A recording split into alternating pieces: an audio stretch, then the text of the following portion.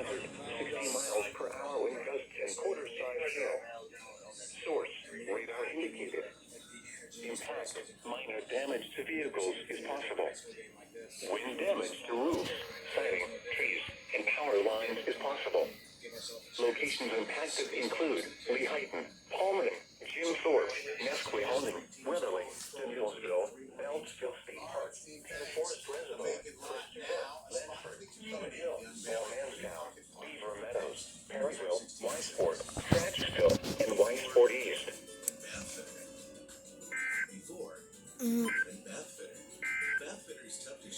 The National Weather. So let me get you a bit of a view of what's happening. Here, right here. Are you in Monroe County? You guys in the thunderstorm? Over 2 million satisfied customers today. And enjoy Warning, Dad, not watch. It just fits. Yeah.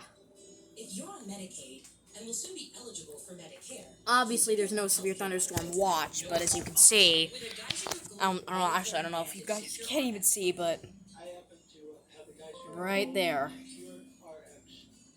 That's it.